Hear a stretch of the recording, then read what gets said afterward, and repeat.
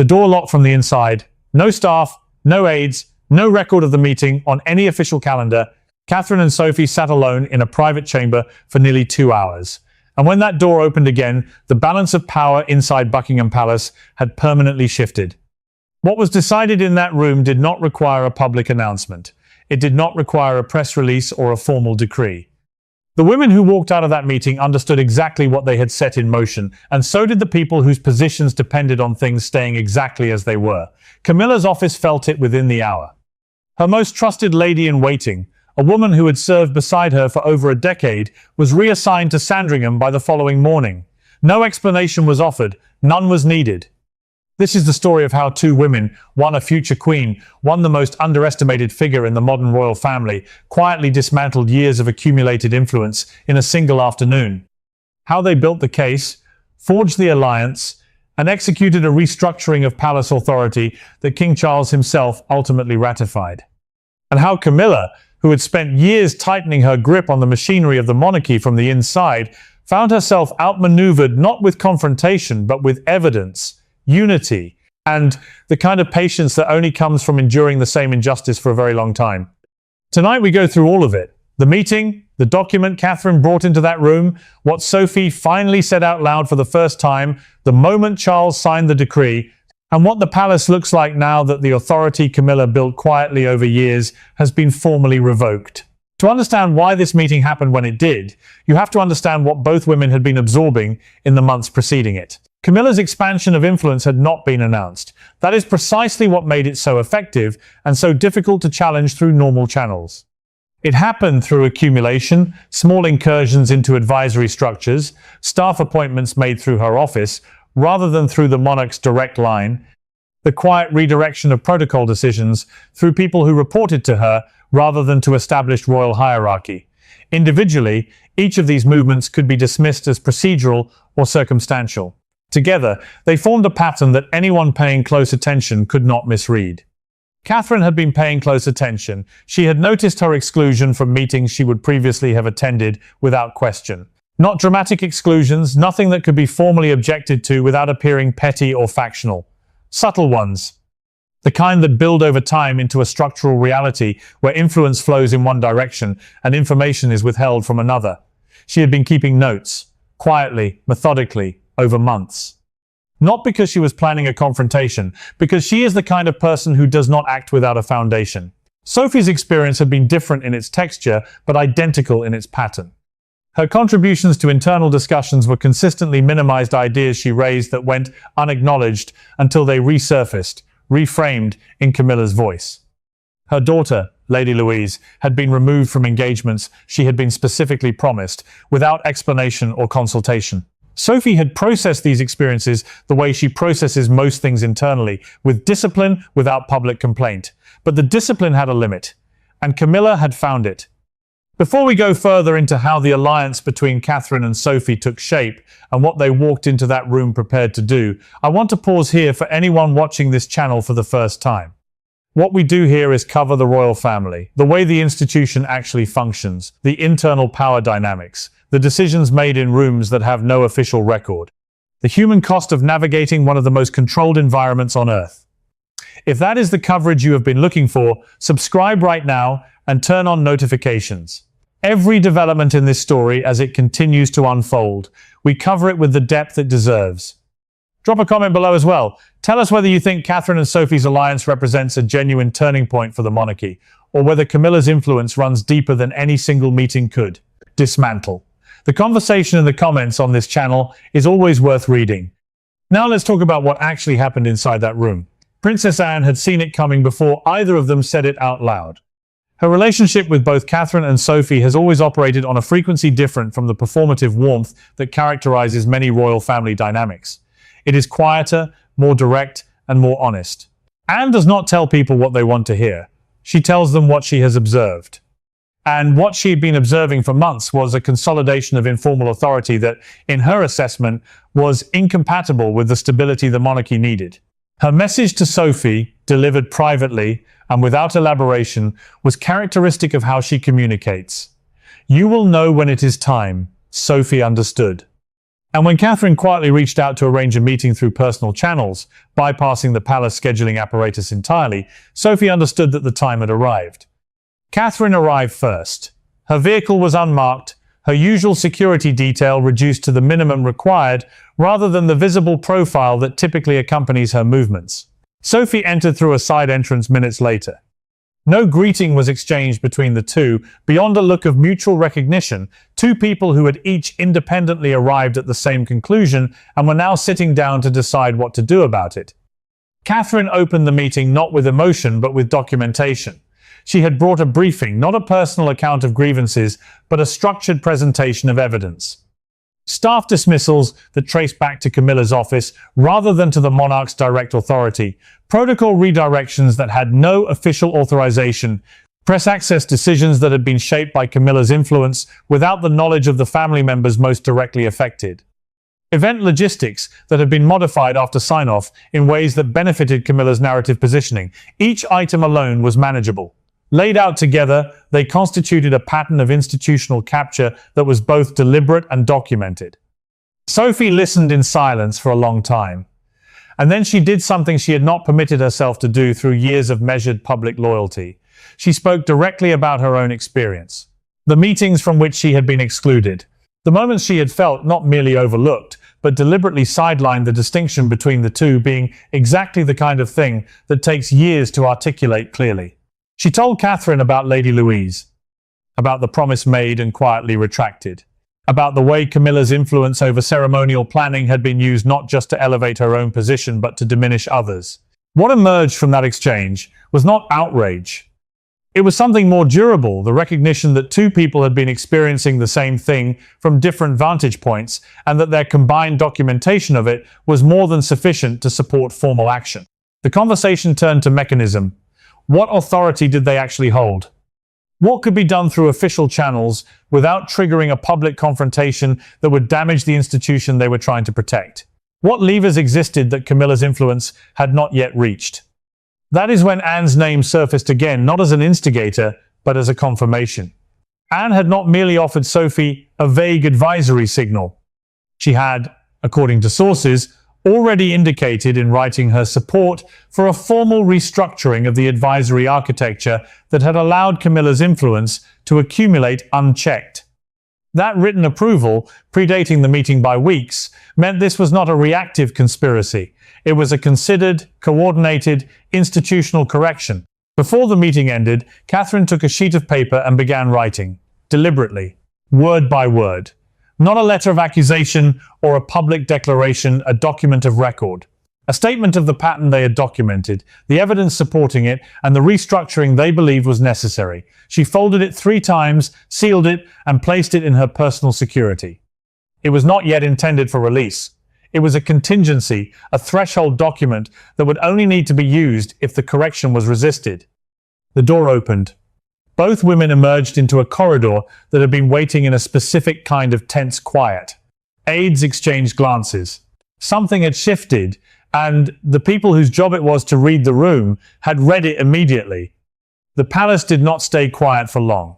Within hours of the meeting, the redistribution of small but significant institutional signals had begun. Camilla's most trusted aide was reassigned. A document circulated through senior staff channels bore a different signature than the one they had become accustomed to seeing on internal communications. Requests that would previously have been routed through Camilla's office arrived through a different channel. Camilla felt it, the people around her felt it, and her response confirmed something that Catherine and Sophie had anticipated. When cornered, she would not retreat. She would counterattack. Her first move was toward Charles. 2 separate requests for emergency meetings, invoking her title and her proximity to the king. Both were met with delays that, in a palace environment where timing is everything, were not accidental. The message they communicated was clear, without a single word being spoken. She turned to Anne next. This was the move that, by every account, stung most deeply in retrospect, not because Anne was hostile, but because she was direct. The response Camilla received was short, unambiguous, and final. The window for the kind of intervention she was requesting had closed. She drafted a memorandum reaffirming her advisory role across ceremonial functions, staff oversight, and the king's schedule. It was written in the careful, authoritative language of someone who expects to be taken seriously. It was returned from the private secretary's office marked unendorsed. That single word, on a document she had put her full remaining institutional weight behind, was the clearest signal yet that the ground had shifted beyond her ability to reclaim it. What followed over the next 48 hours was, by staff accounts, the most unguarded display of institutional desperation anyone within the palace had witnessed in years. Instructions became erratic. Directions contradicted themselves within hours. Long-time assistants were dismissed with no cause offered. The Queen Consort, who had operated for years with the composed efficiency of someone entirely certain of her position, was visibly unraveling under the pressure of watching that position dissolve in real time. We are at the midpoint of this story, and what is coming into focus is not simply a palace power struggle, but a structural correction, the product of years of patience, documentation, and coordination by women who understood that the only way to challenge entrenched institutional influence was to build something more durable than it. If you are following this story and want every development as it moves forward, subscribe now and hit the notification bell. Like the video, it genuinely helps this channel reach the audience looking for this kind of coverage. And stay with us, because what Charles did next quietly, without ceremony, in a private room with a pen, is the moment this correction became permanent. The meeting with Charles did not have the character of a confrontation. Catherine did not arrive at the king's private study in anger. She arrived with the document, the one drafted in that room with Sophie, the one that laid out the pattern of evidence with the clarity of someone who had spent months building a case rather than months building a grievance. She placed it in front of him. Charles read it without speaking. Prince Edward was present, standing near the window, not as a participant but as a witness, his presence communicating a family alignment that did not need to be stated explicitly. When Charles finished reading, Edward spoke. 2 words. By most accounts, it's time. Charles did not argue. He did not ask for time to consider or request that advisors review the document before he responded. He picked up a pen. What he signed was a formal royal decree, precise in its language, deliberate in its construction, and devastating in its implication, despite never mentioning Camilla by name. It outlined the formal reduction of the Queen Consort's involvement in palace household matters, advisory input revoked, staff oversight returned to the monarch's direct line, ceremonial authority realigned under established hierarchy. He handed the signed and sealed envelope to Catherine without ceremony. She accepted it with a single nod. As she turned to leave, Charles spoke in a voice that those present described as exhausted, in a way that went beyond physical health. He said he could not keep fighting. It was the admission of a man who had spent years trying to hold multiple incompatible things together: his wife's ambitions, his family's stability, his institution's credibility, and had finally acknowledged that the cost of continuing to try had exceeded what the institution could absorb. The decree was not announced publicly. It did not need to be.